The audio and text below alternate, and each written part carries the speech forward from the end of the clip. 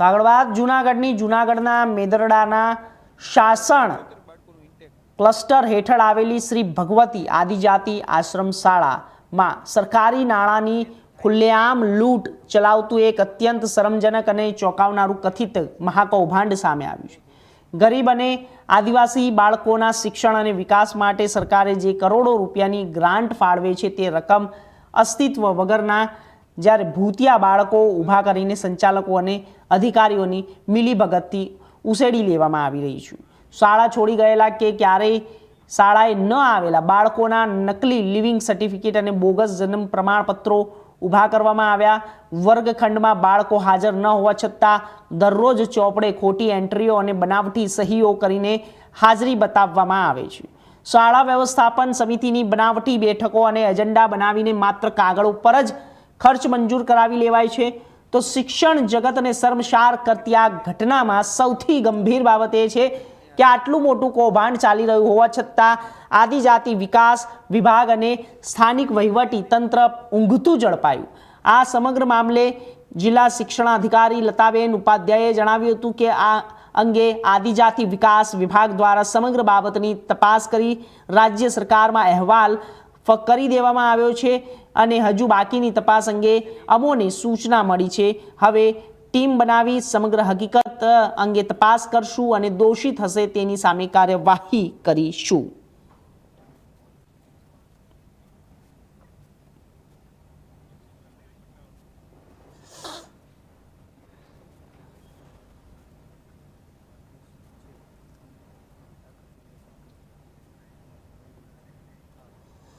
તો આ વિષય પર વધુ માહિતી માટે અમારા સંવાદદાતા ભાવિક જોશી જોડાઈ ગયા છે જૂનાગઢથી।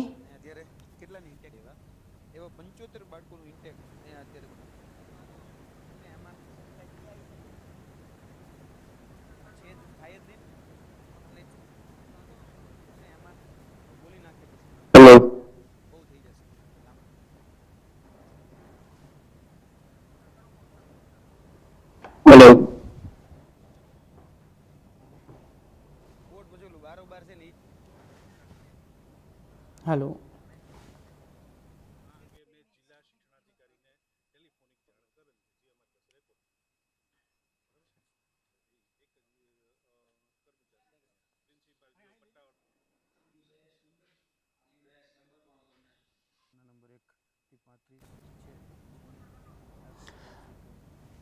ભાવિક તો અત્યારે હાલ જે આ પ્રકારનું જે ઘટના સામે આવી છે તેની અંદર જે આ ભૂતિયા જે બાળકોને બતાવવામાં આવ્યા છે અને આ સાથે જ જે મેદરડા આશ્રમ શાળાની અંદર જે આ ઘટના સામે આવી છે કથિત રૂપે અને આટલો મોટો ભ્રષ્ટાચાર છે, શું કહેવું છે આપનું?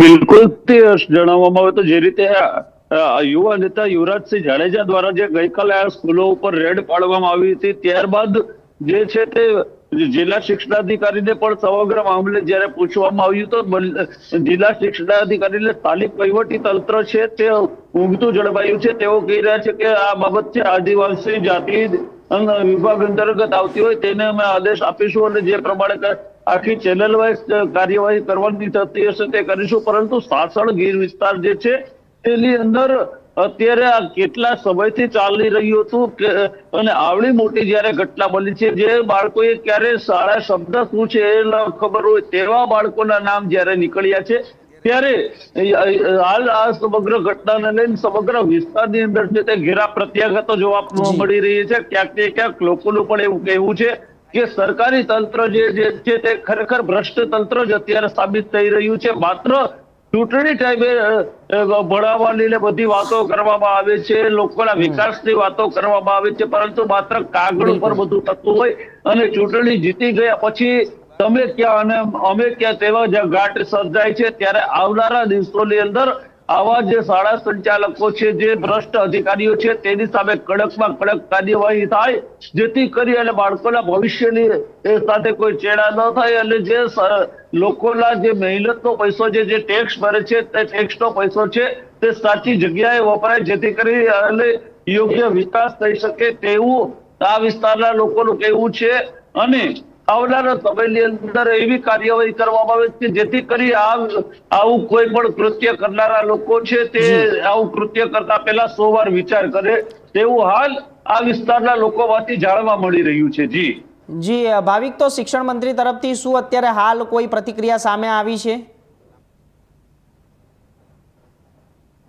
શિક્ષણ મંત્રી તરફથી હાલ કોઈ પણ પ્રતિક્રિયા સામે નથી આવી. જિલ્લા શિક્ષણાધિકારી છે તેને રજૂઆત કરવામાં આવી છે. તેમણે કહ્યું છે કે અમે ઉચ્ચ કક્ષાએ રજૂઆત પણ કરીશું અને જે કોઈ દોષી હશે તેમને યોગ્ય અને કડકમાં કડક સજા થાય તે બાબતમાં અમે આગળ પગલા લઈશું તેવું હાલ કેવું છે. પરંતુ હવે માત્ર વાતો કરે છે, ક્યારે કઈ રીતના પગલા લે છે, કઈ રીતનો સમાજમાં દાખલો બેસાડે છે તે પણ એક જોવું રહેશે. કારણ કે માત્ર જ્યારે વાતો કરવામાં આવી વાતો જ્યારે આવા બનાવો બને છે ત્યારે મોટા મગરમચ્છ હોય છે તે છટકી જાય છે, નાની માછલીઓ આનો ભોગ બનતો હોય છે.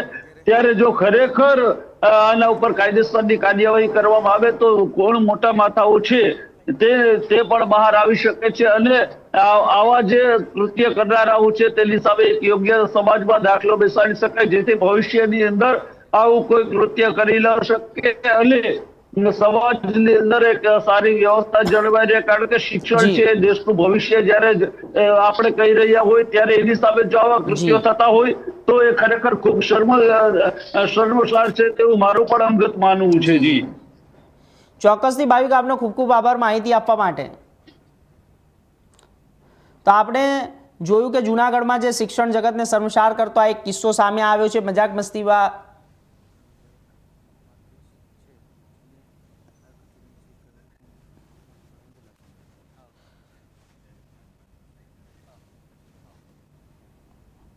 અત્યારે કેટલાની ઇન્ટેક એવા 75 બાળકોનું ઇન્ટેક અહીંયા અત્યારે જુનાગઢ જિલ્લાના મેંદરડા તાલુકાના સુરજગઢ ગામે આવ્યા છીએ અને સુરજગઢ ગામમાં જે ભગવતી આશ્રમ શાળા છે એ ભગવતી આશ્રમ શાળાની મુલાકાત લીધી છે અને આ ભગવતી આશ્રમ શાળાની અંદર ઘણી બધી ચોંકાવનારી બાબતો અમારી સામે આવી છે. જોવા જઈએ તો પેલી ચોંકાવનારી બાબત એ છે કે જે બાળકનો જન્મ જ નથી થયો, જે બાળક આ પૃથ્વી ઉપર આવ્યો જ નથી, એના એલસી બની ગયા છે, એના વયપત્રક બની ગયા છે અને એના નામે આ ગુજરાત રાજ્ય સરકારની અલગ અલગ જે ગ્રાન્ટો છે એ ગ્રાન્ટોના લાભ લઈ લેવામાં આવે છે. અને અહીંના જે ટ્રસ્ટી છે એટલે કે અહીંના જે ટ્રસ્ટી છે મયુરભાઈ રાવલ, એને પણ અમે ટેલિફોનિક વાત કરી છે અને આ મયુરભાઈ રાવલના જે એનજીઓ એટલે કે ટ્રસ્ટનું જે ખાતું છે ટ્રસ્ટના ખાતામાં બધી જ ગ્રાન્ટ અત્યારે ઉધારવામાં આવે છે. જે જગ્યાએ બાળકનું અસ્તિત્વ જ નથી ત્યાં આ પ્રકારની ગ્રાન્ટ આવી કઈ રીતે? ત્યારબાદ અહીંના ઉપસ્થિત જે પ્રિન્સિપાલ શ્રી હતા એ પ્રિન્સિપાલ શ્રી પાસે અમે અલગ અલગ માંગણીઓ કરી. પહેલી વહેલી માંગણી જે હતી એ અમારી જીઆર બુક ને લઈને હતી એટલે કે વયપત્રક ને લઈને હતી. તો અહીંયા અમને વયપત્રક આપવામાં આવ્યું છે પરંતુ એલસી બુક જે છે અમને આપવામાં નથી આવી. શા માટે આપવામાં નથી આવતી અમે જાણીએ છીએ, કારણ કે કંઈક ખોટું કંઈક રંધાયું છે અને જે ખોટું રંધાયું છે, જે મૌખિક રીતે સ્વીકાર થઈ રહ્યો છે કે અહીંયા એલસી ખોટા બનાવવામાં આવી રહ્યા છે, હજી સુધી એલસી બુક આપવામાં નથી આવતી. ત્યારબાદ દૈનિક હાજરી પત્રક, તો દૈનિક હાજરી પત્રક જે છે એની અંદર વિદ્યાર્થીઓની સાઇન બોલે છે પરંતુ વિદ્યાર્થી આ સ્થળ ઉપર ક્યાંય હાજર નથી અને વિદ્યાર્થીઓની જે ગ્રાન્ટ અલગ અલગ આપવામાં આવે છે, નિભાવ ગ્રાન્ટ અલગ અલગ જે છે એમાં બધી જ ગ્રાન્ટો જે છે એ વિદ્યાર્થીઓના નામે અહીંયા ઉધારી દેવામાં આવે છે અને બધી જ ગ્રાન્ટો છે અહીંના જે ટ્રસ્ટી છે ચાઉ કરી જાય છે અને હાજરી પત્રકની અંદર ખોટી હાજરીઓ એ પૂરવામાં આવે છે.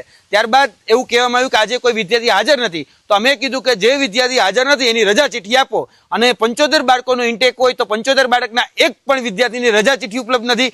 એક પણ બાળક એવો નથી કે અહીંયા એટલે કે એના વાલીને જાણ કરીને ગયા હોય. એટલે જોવા જઈએ તો બધું જ ભૂતિયા ચાલી રહ્યું છે, ભૂતિયા ચાલી રહ્યું છે. તેની સાથે સાથે અહીંયા રેસિડેન્શિયલ હોસ્ટેલ પણ ઉપલબ્ધ છે. 3 રૂમ અહીંયા આપવામાં આવ્યા છે. તો એ 3 રૂમની અંદર અમે કોઠાર પત્રક માંગ્યા એટલે કે રેસિડેન્શિયલ સ્કૂલમાં જ્યારે વિદ્યાર્થીઓ રહેતા હોય ત્યારે એને હોસ્ટેલની સુવિધા આપવામાં આવતી. હોસ્ટેલની સુવિધાના અમને દૈનિક કોઠાર પત્રક માંગ્યા તો દૈનિક કોઠાર પત્રક ક્યાંય ઉપલબ્ધ નથી. ત્યારબાદ અધિકારીઓની વિઝિટ બુક જ્યારે અમે જોઈ તો તમને ખ્યાલ આવ્યો કે અહીંયા તો તમામ પ્રકારના અધિકારીઓ વિઝિટ કરેલ છે. સીઆરસી હોય, બીઆરસી હોય, ટીપીઓ હોય, ડીપીઓ હોય, ડીઓ હોય, આદિજાતિ કમિશનર હોય, એ બધા જ લોકો રાજકોટથી અહીંયા વિઝિટ કરવા આવતા હતા અને બધી જ જગ્યાએ ઓકે કરીને જતા હતા. તો એ વિઝિટ શું કરતા હતા? કારણ કે અહીંયા કોઈ હયાત બાળક ઉપસ્થિત જ નથી.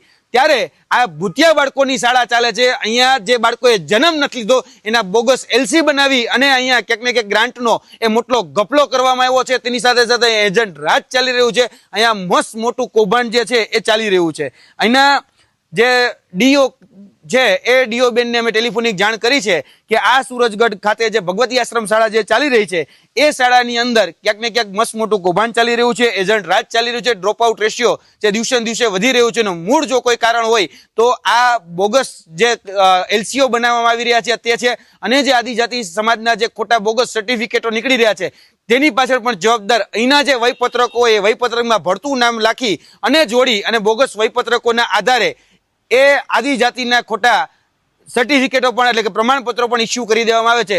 એટલે જોવા જઈએ તો ફક્ત ગ્રાન્ટનું કૌભાંડ નથી, બોગસ પ્રમાણપત્રોનું પણ કૌભાંડ છે, બોગસ એલસીનું પણ કૌભાંડ છે, બોગસ અનુસૂચિત જનજાતિના જે પ્રમાણપત્ર હોય, હોસ્ટેલ ફી હોય, ત્યારબાદ આવતી અલગ અલગ જે ગ્રાન્ટો હોય, 3 પ્રકારની ગ્રાન્ટો એ આદિજાતિ આશ્રમ શાળામાં આવતી હોય છે, એ તમામનું કૌભાંડ એ અત્યારે જોવા મળી રહ્યું છે.